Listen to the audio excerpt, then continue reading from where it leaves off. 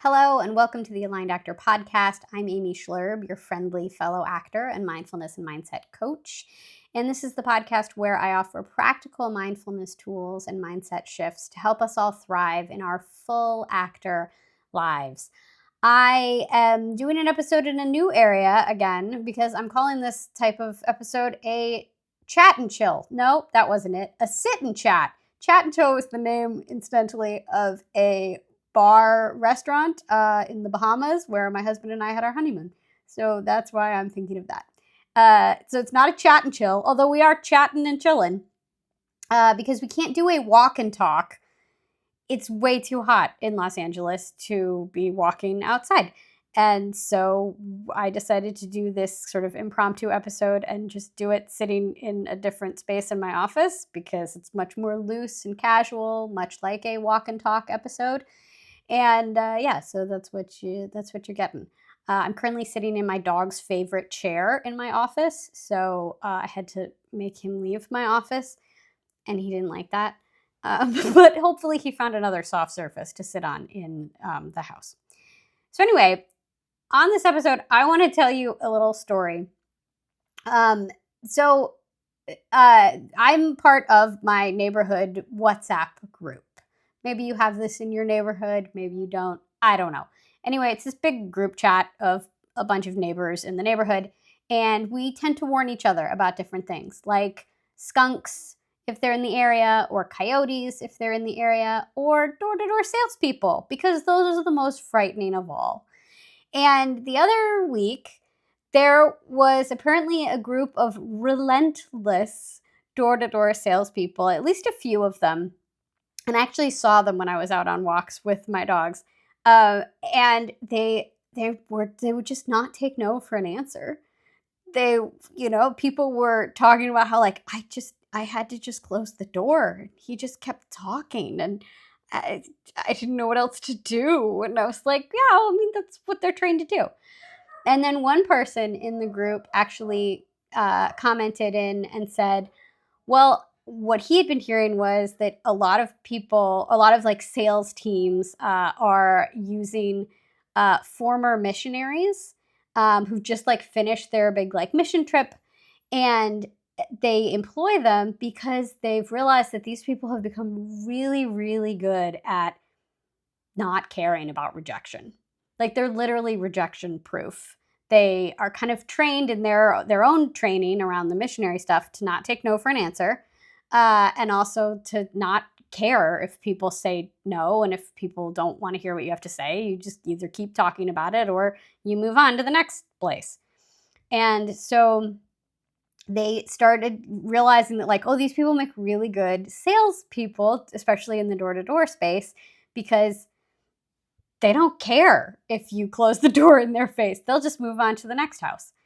And I bet you're wondering why the heck I am talking about this on a podcast for actors. Am I now all of a sudden going to be like, you should definitely use this tactic when trying to book work as an actor? Don't take no for an answer. Just don't let them say no. Just keep talking and talking and talking and talking until they say yes, until you just finally wear them down. Just wear down casting and production until they hire you. No, absolutely not. That is not what I'm saying. But I do think we have something to learn from the door-to-door salespeople when it comes to becoming rejection proof.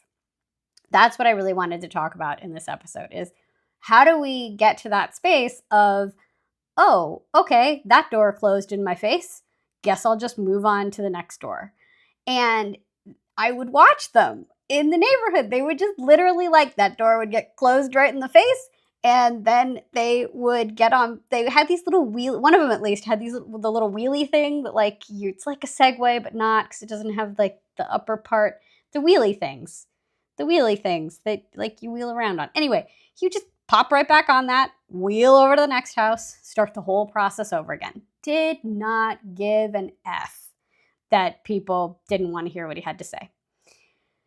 So I really do think there's a lesson here for actors. And I totally, totally realize that being an actor is very different from being a door-to-door salesman in that we are the product. So it is really hard to separate out yourself from the sting of the rejection. Like, it feels personal. It feels like they're rejecting you because it is you in the audition, right? But, I think that there are ways to do it. And it makes me remember in my my life coach training program, we talked about compassion fatigue and how to deal with it as coaches, because we would hear, you'd hear things that were where people were very vulnerable, and you would hear maybe uncomfortable things from them, and it would make the coaches, sometimes uncomfortable, and you just have to kind of sit with people and hold space for people when they're being vulnerable. And it can lead to compassion fatigue if we're not careful. And my mentor's best advice for us was basically to lean all the way in. Really do care, obviously, like empathy, all of that. Lean in as much as possible, and then lean all the way back out. So the idea here, I think it very much is the same for actors. Lean all the way in on that audition. Go all the way for it. Love your work, love your craft, love everything that you do as an actor. Really go for it. Don't hold back. But then when it's done, get the heck out. Like, it's done, it's over, mic drop, done, over, bye-bye. And in that way, releasing it, sort of then seeing it as like, okay, that work now is separate from me. Even though I'm in that tape, I produced that tape, or I was in that audition, I did the work in that audition, like, it's me there. As much as you can separate yourself from it, I think that really helps. And I wanted to go back actually to my episode that I did a couple weeks ago. How long ago was this? Okay, this was the May 7th episode. Are you leaving your auditions unfinished? And this is the episode where I talked about closing the loop. Because when we close the loop, then we have decided, like, okay, that is finished, that is separate from me, that is over, that is complete, and I can then move on. It makes it easier to move on.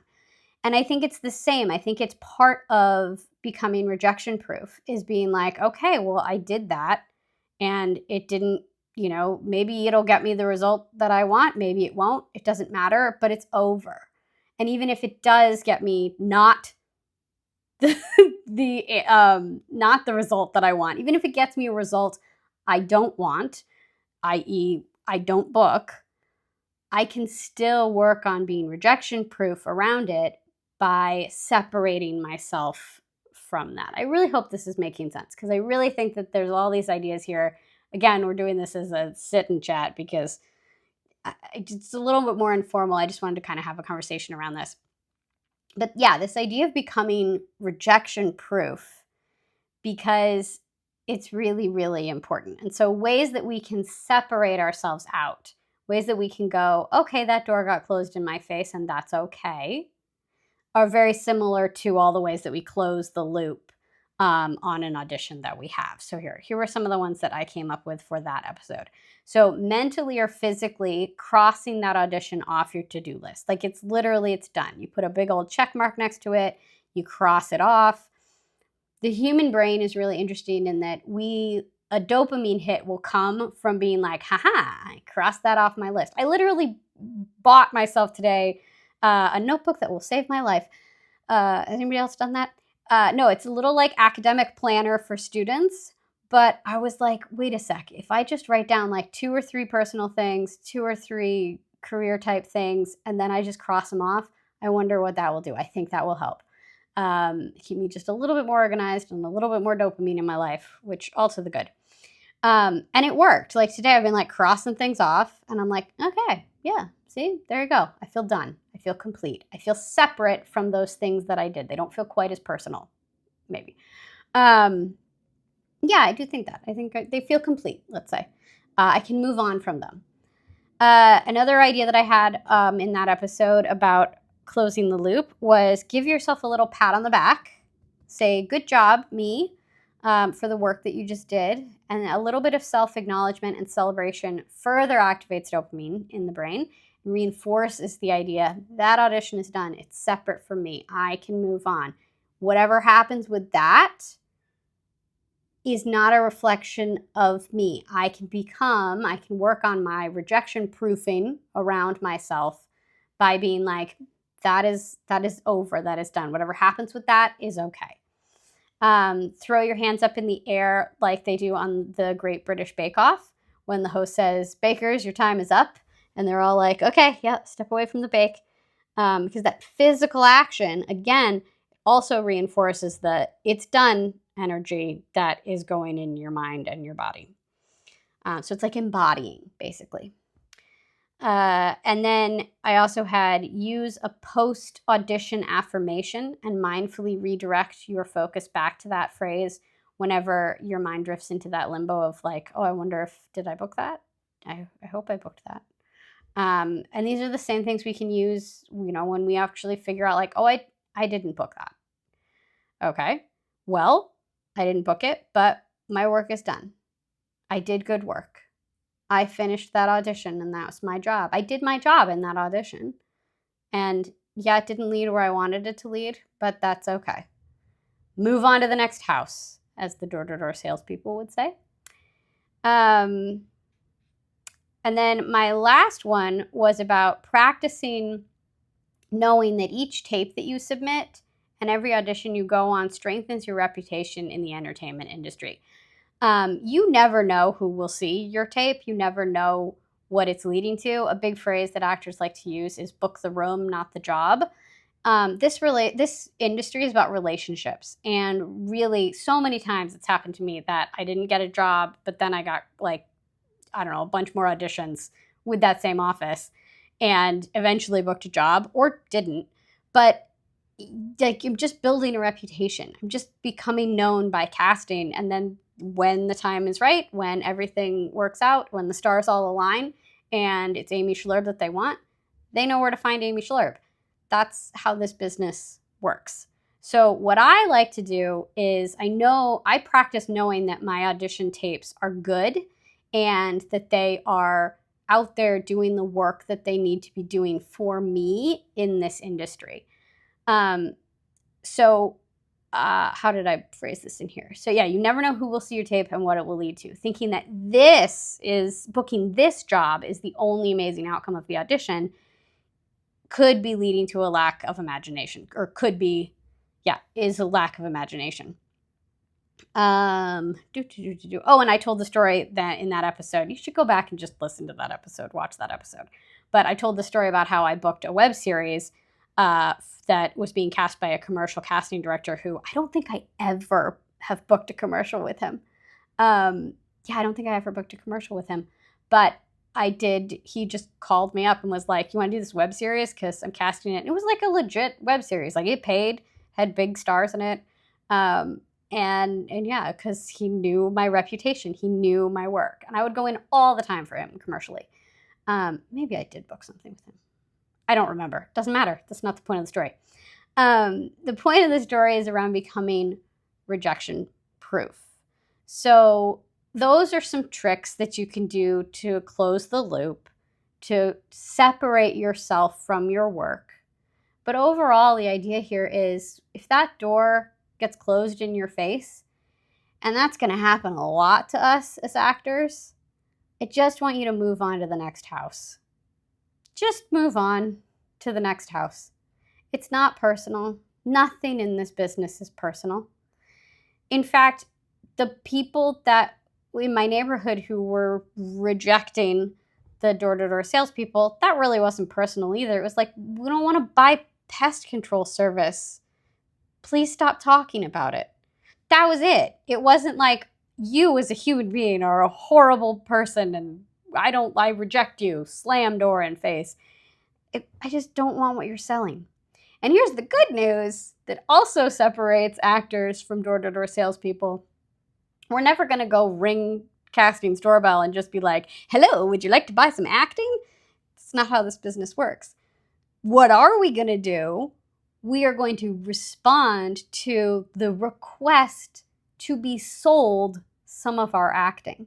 Literally, casting directors are out there being like, okay, I got these roles that I have to cast. You, and you.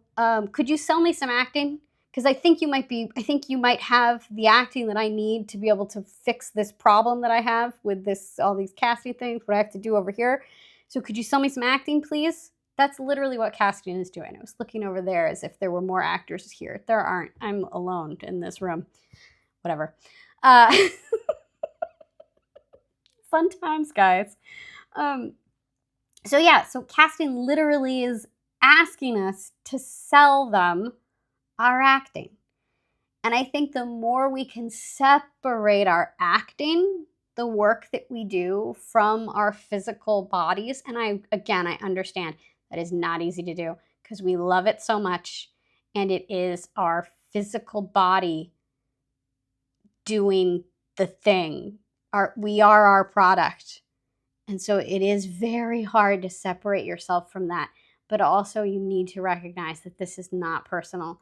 It's a business. It is a business. It is a business. It is a business. In fact, the same woman who said that, there's no separation between the product and the creator of the product, when I heard her say this, she also said, you have to remember, this is a business. It's always a business. It's not personal.